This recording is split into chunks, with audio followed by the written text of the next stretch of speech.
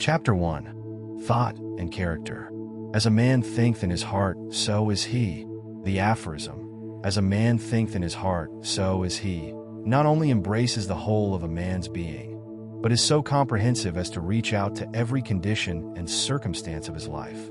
A man is literally what he thinks, his character being the complete sum of all his thoughts. As the plant springs from, and could not be without, the seed, so every act of a man springs from the hidden seeds of thought, and could not have appeared without them. This applies equally to those acts called spontaneous and unpremeditated as to those which are deliberately executed. Act is the blossom of thought, and joy and suffering are its fruits. Thus does a man garner in the sweet and bitter fruitage of his own husbandry.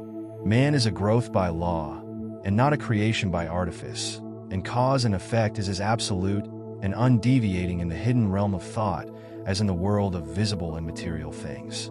A noble and godlike character is not a thing of favor or chance, but is the natural result of continued effort and right thinking, the effect of long-cherished association with godlike thoughts. An ignoble and bestial character, by the same process, is the result of the continued harboring of groveling thoughts. Man is made or unmade by himself. In the armory of thought he forges the weapons by which he destroys himself. He also fashions the tools with which he builds for himself heavenly mansions of joy and strength and peace. By the right choice and true application of thought, man ascends to the divine perfection. By the abuse and wrong application of thought, he descends below the level of the beast. Between these two extremes are all the grades of character, and man is their maker and master.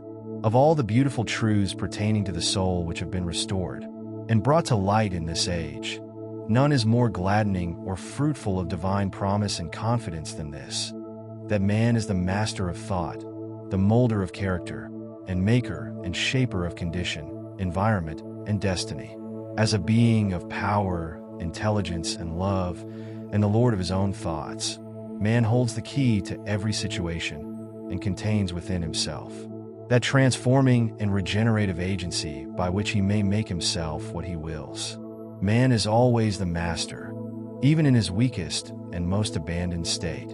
But in his weakness and degradation, he is the foolish master who misgoverns his household. When he begins to reflect upon his condition, and to search diligently for the law upon which his being is established, he then becomes the wise master, directing his energies with intelligence, and fashioning his thoughts to fruitful issues, such as the conscious master.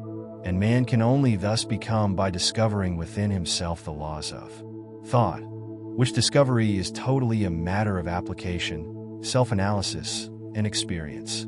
Only by much searching and mining are gold and diamonds obtained, and man can find every truth connected with his being if he will dig deep into the mine of his soul, and that he is the maker of his character, the molder of his life, and the builder of his destiny.